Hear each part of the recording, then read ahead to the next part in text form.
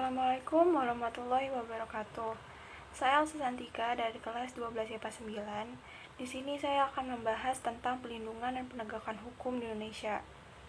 Pelindungan hukum adalah segala upaya yang dilakukan penegak hukum untuk melindungi hak-hak dari subjek hukum agar hak-hak tersebut tidak dilanggar, di mana penegakan hukum ini dijalankan sebagai upaya untuk menjalankan ketentuan hukum yang berlaku.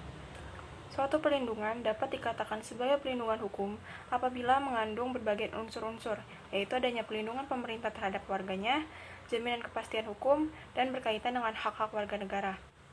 Di samping itu, perlindungan dan penegakan hukum di Indonesia juga penting bagi kehidupan bernegara. Hal ini guna merealisasikan tegaknya supremasi hukum, tegaknya keadilan, dan mewujudkan perdamaian. Peran lembaga penegak hukum. Untuk mewujudkan penegakan hukum di Indonesia yang adil, maka peran lembaga penegak hukum menjadi sangat penting. Dalam hal ini, lembaga yang dimaksud adalah Kepolisian Republik Indonesia (Polri), Kejaksaan RI, advokat, hakim, dan Komisi Pemberantasan Korupsi (KPK). Di Indonesia, penegakan hukum masih lemah.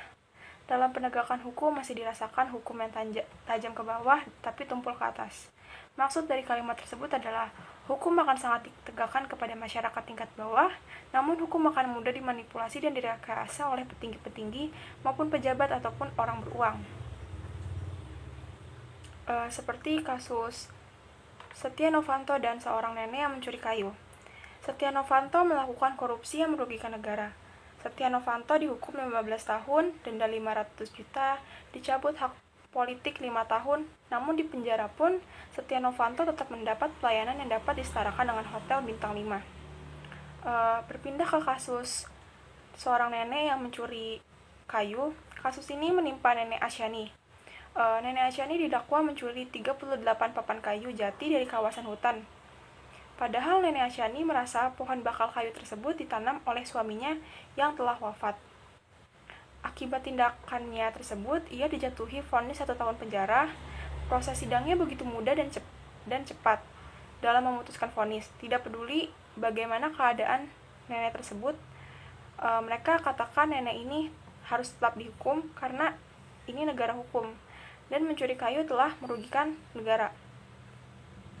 Rasanya sangat tidak adil melihat kedua kasus ini. Seorang koruptor yang merugikan negara sebesar 2,3 triliun dihukum 15 tahun penjara dan denda 500 juta. Sedangkan seorang nenek yang mencuri kayu dihukum 1 tahun penjara. Maka dari itu, UUD pasal 28D ayat 1 yang berbunyi setiap orang berhak atas pengakuan, jaminan, perlindungan, dan kepastian hukum yang adil, serta perlakuan yang sama di hadapan hukum harus ditegakkan. Apabila penegakan hukum di Indonesia itu berjalan dengan lancar, dengan baik, maka Indonesia akan menjadi negara yang lebih maju lagi. Sekian dari saya. Wassalamualaikum warahmatullahi wabarakatuh.